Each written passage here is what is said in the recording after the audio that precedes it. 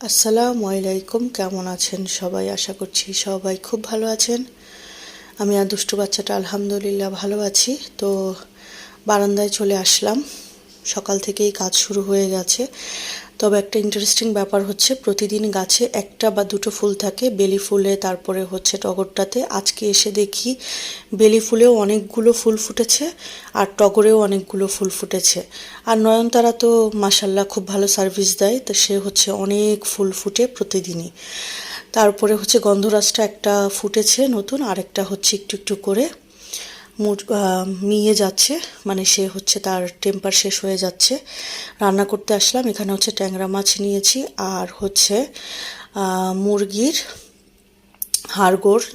Roast যখন আমরা করি তখন কোন আপুরা কীভাবে হাড়গোড়গুলোকে রান্না করেন জানাতে পারেন কমেন্টে। আমি তো ঠিক এভাবে করেই রান্না করি আর খেতেও খুবই মজা হয়।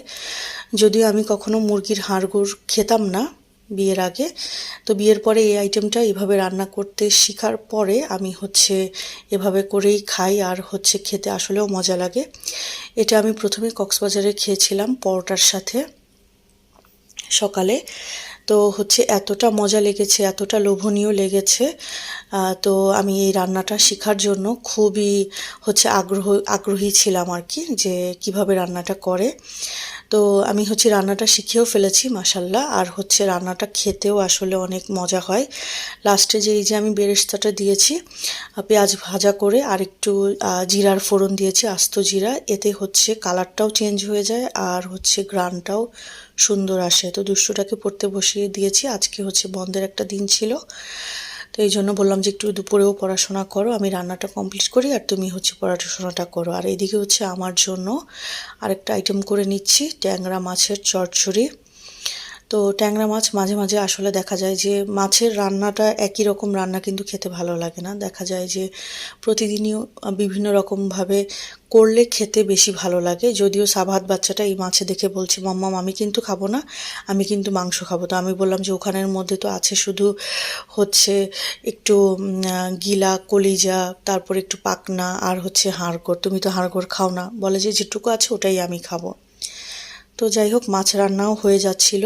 তো এই সাইড থেকে রোদ আসছিল, তার আগে অনেক বৃষ্টি হয়েছে, এখন হুট করে দেখি অনেক রোদ এসেছে, তাও ভালো লাগছে রোদটা থাকাতে। তো তারপরে দুপুরে মা মেয়ে খেতে বসে গেলাম। তার জন্য হচ্ছে নিয়েছি চিকেনের মুরগির লটর পটর, আর হচ্ছে আমার জন্য হচ্ছে নিয়েছি ট্যাংরা মাছের চচ্চড়িটা। তো দুটো আইটেমই খেতে খুবই মজা লেগেছে, তৃপ্তি সহকারে খেলাম। খাওয়ার পরে একটু রেস্ট নিলাম, শরীরটা তো ঠিক এখনও রিকভারি হচ্ছে না ঠিক মতো।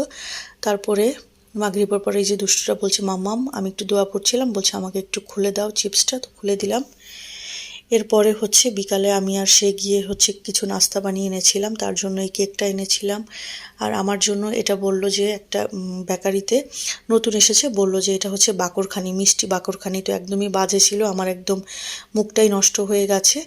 এরপর একটু চিড়া ভাজা খাচ্ছিলাম, তাকে একটু খাওয়ানোর ট্রাই করছিলাম, কিন্তু সে একটা মুখে দিয়ে আমাকে বলছে, মাম্মাম এগুলো আমি খাই না, প্লিজ আমাকে মাফ করে দাও। কতবার একটা দুষ্টু বাচ্চা, এই যে কেমন করছে, মনে হচ্ছে যে তাকে বিষ দেওয়া হয়েছে। তো ইদানিং কাশিটা কমেনি, ঠান্ডাটা একটু কমলেও কাশিটা কমেনি। তো ভাবলাম যে আলসেমি না করে নিজের জন্য একটু স্যুপ বানিয়ে নেই, কারণ হচ্ছে নিজেকেও তো একটু সুস্থ থাকতে হবে। তো একটু গরম গরম স্যুপ খেয়ে কী যে শান্তি পেলাম। তো আজকের ভিডিও ছিল এই পর্যন্ত, আল্লাহ হাফেজ।